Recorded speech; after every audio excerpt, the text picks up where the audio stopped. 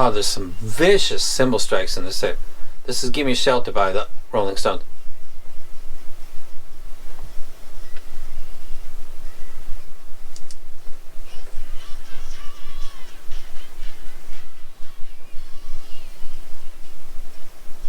What a classic. God damn. Oh, so cymbal strikes. Welcome to the DK 3001 Pro review. The strikes on these are all DSDs right here. This, let me type that back in. DSD. It eliminates everything else, and this is my DSD collection. We are listening to Hot Rocks, which I think was like the first half of the Stones' careers. Greatest Hits, Painted Black, Heart of Stone, Time Is on My Side. We're listening Give Me Shelter right now. Oh god, that sounds so dope. So I guess we jumped right into how do cymbals sound and hi-hats. Brilliant. Let's go all the way to the other side and talk about bass, because it was the first thing that grabbed me, and I want to kind of go in order of. I listened to Tupac like I usually do, another DSD 128. That doesn't say it, so we'll pick the one that does say it. That's boom, DSD 128. Listen to Ambitions as a rider. I feel sad to stop the Rolling Stones. That's a dope track. I played this and it didn't give me the bump that I thought it was going to give me, because this is a beryllium, it's 13mm, and I was expecting beryllium coated. Please don't jump in and tell me that these aren't pure whatever metal like titanium. I've been doing this a little while. I've had a couple of earphones in my possession. Please. So this is a coated. If this was pure, that wouldn't work.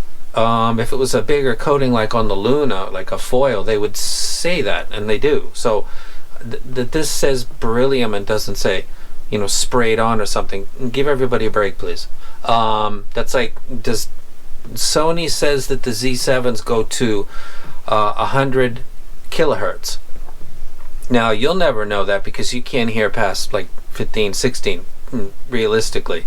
20 at your best moment of your entire life. So how the hell they know anybody can hear at 55 kilohertz or 65 or 75 or 85 or 95 or 100? I don't know. What creatures can hear 100 kilohertz? So companies and what they do, saying beryllium and not saying it was layered on, sprayed on, give them a break. Give me a break.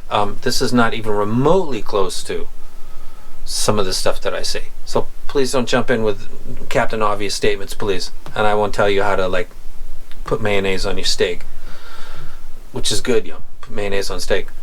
Cheap steak, not good steak. Anyway, I'm listening to this and I'm thinking, this bass is not doing. It's very polite. Why? Why is this so polite? And then I remembered the frequency response graph, which is in the community section, and it was a relatively. It's got triple peaks, but they're fairly subtle, and there's not a lot of deviation. There's no big scoops. There's no big peaks. It's a relatively unspectacular frequency response, which is a good thing. But it's accurate because the bass is not that elevated. And in this track by Tupac, it was to the point where I thought, can it even get to that point? So before I continued, that Rolling Stones track was me enjoying myself and then deciding to go ahead and do this video. Let me go back because I want. This is a track called Salt Shaker by the Yin Yang Twins.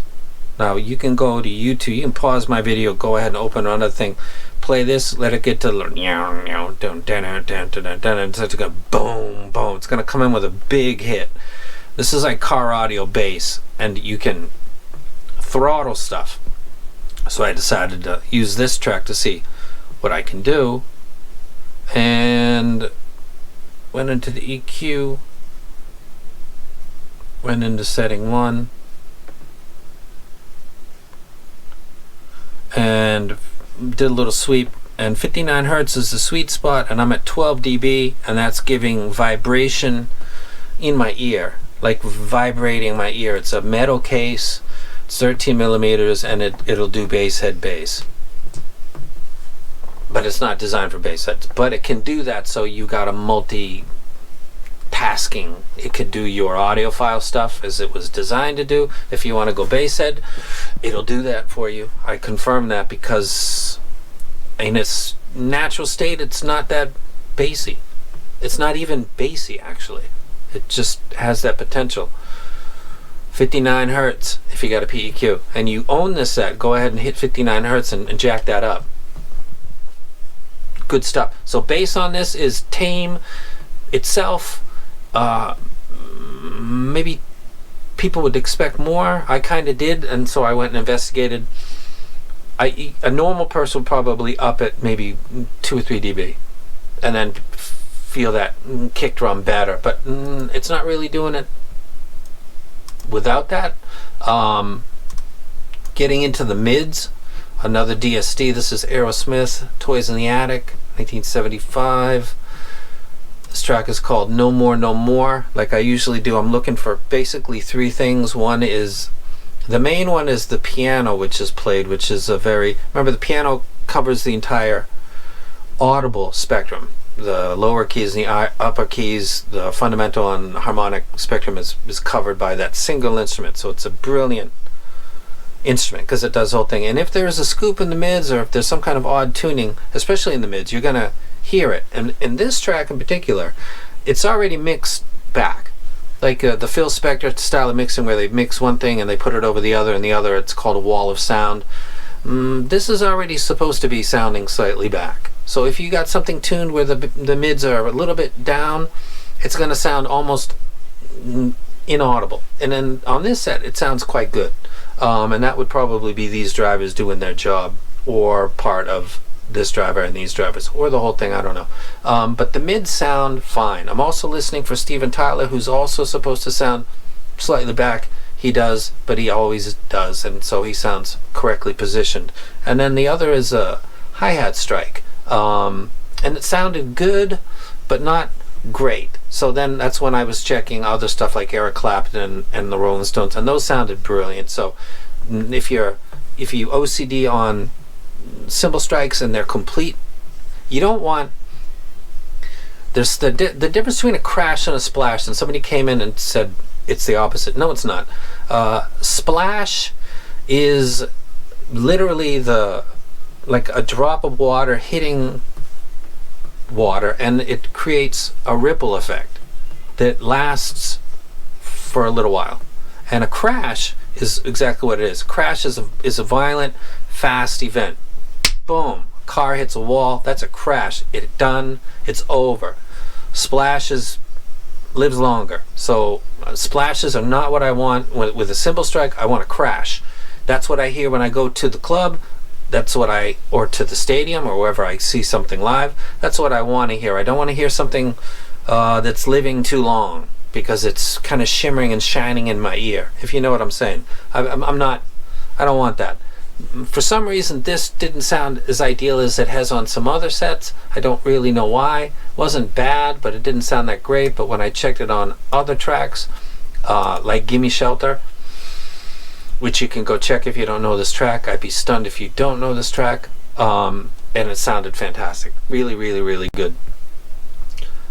I went and I checked Welcome to the Machine by Pink Floyd. This is another DSD. We're doing DSDs right now. Welcome to the Machine has a point where it comes in where it's doing shun, shun, shun, shun. It's doing like a pulsating bass on the left and the right. It's panning left, right, and it kind of gets overwhelming to your brain, because it's just a constant it's like air blasting into tubes. So it's a strange sound. It's not a bass hit. It's a low frequency with then other air blasts of, it's like you're supposed to be visualizing some kind of it's a machine. Welcome to the Machine. And then at the very end, you go up an elevator and the doors open and you're walking into a dinner party. It's very bizarre. But Pink Floyd's awesome in that way. Sounds great. Sounds very clean. Sounds very clear. It makes your brain feel kind of mental, which is the whole point if it's coming in really, really good. Next thing would be Michael Jackson. thriller. Want to be starting something, and I'm looking for a particular thing on the left side, and I'm looking up now. Hopefully you can see it. And this is 53 second. No. This is 102. No. This is 109. Now we're coming up to a point.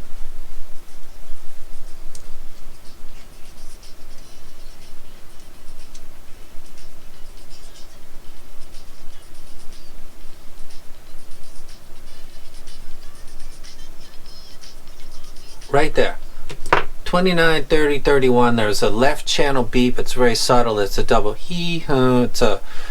it's like a horn and an echo. It's hard to describe, but I can't catch it on these, and I'm not sure why. So there's some sets that do it, very few, and this set does not do that. That's not really a ding because most don't. And again, headphones, not including electro sets, because I've never listened to those.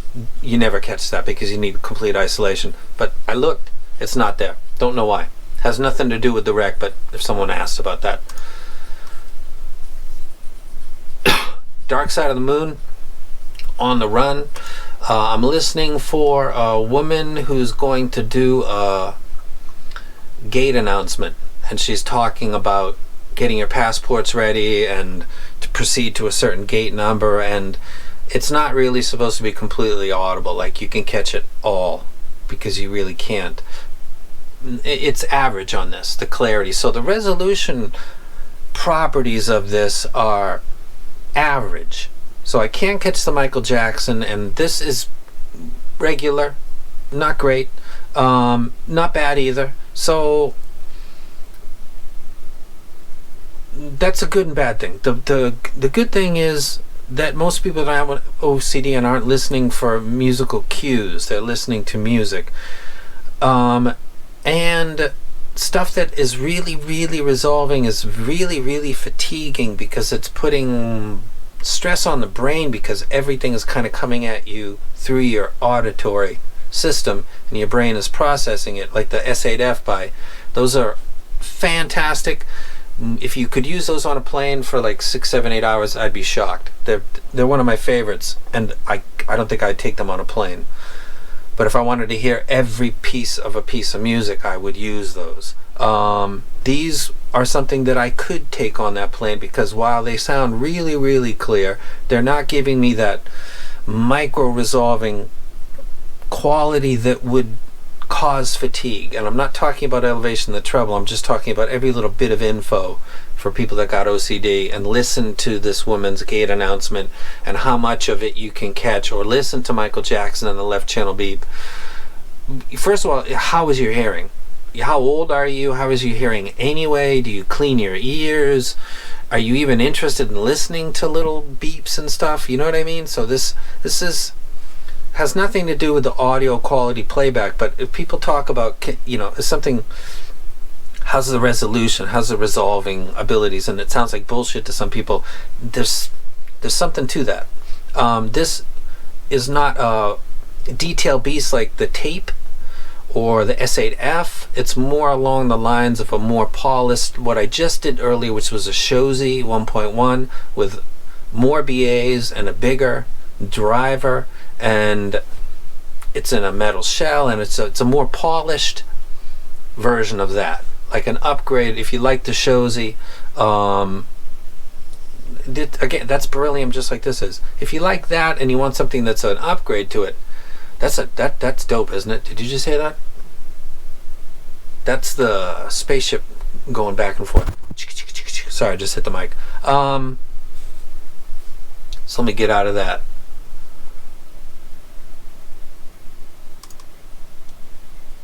Let me go back for a second. For many years, I looked at this and I just thought this was like digital clock numbers. And what I didn't realize was, this is a Ghost in the Machine by the Police, DSD, of course. This is their faces. Some people might have looked at this and thought right away, that's Sting right there with his spiky hair. For years, I looked at it and I just thought it was like a digital clock display. Like, I wasn't even paying attention. You know what I mean? Like, I'm focused on some stuff, but some stuff totally passes me by. I didn't know that that's the three members' faces. If you didn't know that, that's what that is. And one day it just was like, is that Sting in the middle? That's Sting in the middle. There's a track on here called Invisible Sun, and it's got a lot of little detail.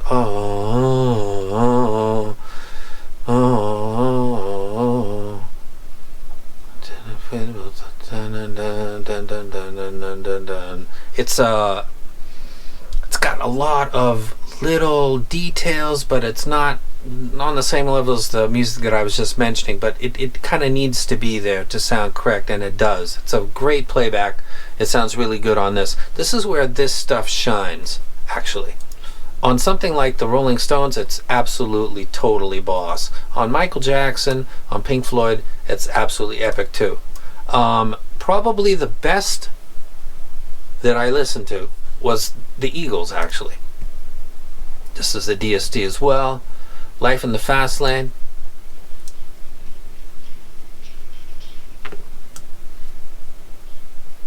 There's like a double kick drum. Dun, dun, dun, dun.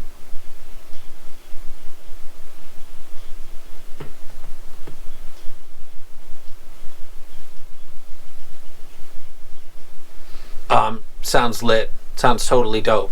You start listening to music.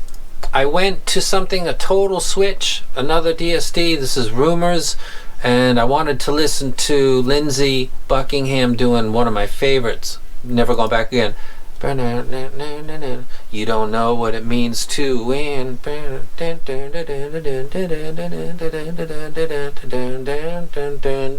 At a certain point you can hear Lindsey's fingers sliding up and down the strings if you really got the OCD. If you really listen to a good version and you're really tripping, you can hear his fingers sliding up the neck of the guitar, and you can hear his fingers dragging on the strings. You can hear it if it's played back really well. You don't need to have super micro resolution. It's just there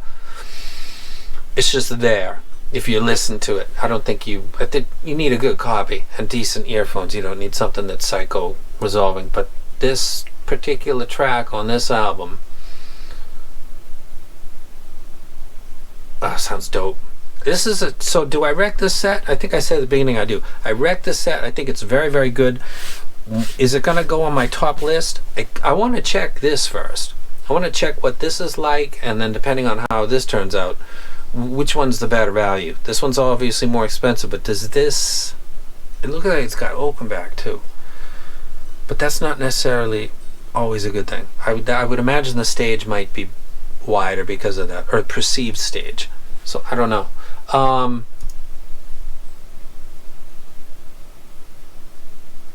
So I'm gonna go ahead and so the bass is good. Is there a weak point to this set? It doesn't sound wide. You know what I mean? But I don't mind. And what would be a good track to explain that to you? Foreplay Long Time. This is basically it's one song, but it's split into two. Foreplay is it's like a jam, and there's a point where that sounds like he also does like a finger slide, and it's supposed to sound like something falling away, and then there's like digital raindrops. Sometimes on some sets sounds like you're floating in space, like HD800 sometimes makes stuff sound like you're in a stadium when you're supposed to be listening to something like jazz. You know what I mean? There's some IEMs like the EX1000s that sometimes give this massive presentation. That's not what these do. These give an average stage. They give a polite bass to the point where if you really love your bass and we're expecting it, you're going to have to go check. And I'll confirm for you again, it'll take an input at 59 hertz of 12 dB, and you could keep going. It'll do more, but it does that really, really well. So this will take the juice, input by PQ, no problem. So it's not in your face, but it can be if you want it to be. The mids, they don't sound to be compromised. Listening to the piano on Aerosmith, it sounds exactly where it's supposed to be. So the bass is polite to a fault. for bass loving people, maybe, but take heart, you can up it, and that's not a given. Especially for BAs. BAs will tone out.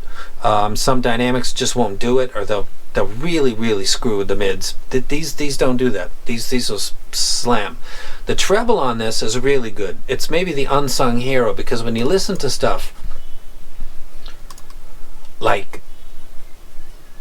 Gimme Shelter, and the woman singing at that point, and everything's just yeah, is that the shadow? Oh, right there.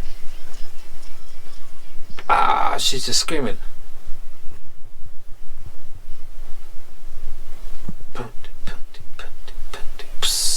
There's a whole bunch of crashing and screaming going on, and it sounds brilliant. As a matter of fact, when I'm done and I start uploading this, I'm gonna just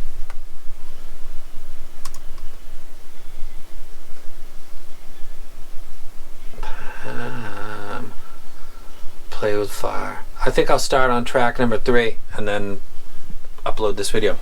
And I'm out of here. Do I wreck it? Yeah, it's probably going to go in my case of my favorites, with the only possible problem being this set. Because if this set is better than this set, then I don't care that it's more expensive. Will this be the better value? That could be the case. I don't know. This is a very good set. If you bought it, you have an excellent set. Well built. You don't need to get cables ever. There's no reason. It would be foolish to get the cables. Build quality is fantastic. It can be legit bass head, vibrate in your ears. The mids are clean. On a track like I'm listening to right now, a very high quality version of Gimme Shelter by the Rolling Stones, it's just, I'm going to listen to it when I'm done. So, you know, there's some stuff that when I'm done with the video, I instantly put it back in its case. I'm going to listen to these while I'm uploading the vid. What else do I got to do? A couple things, but I think I'll listen to some Rolling Stones.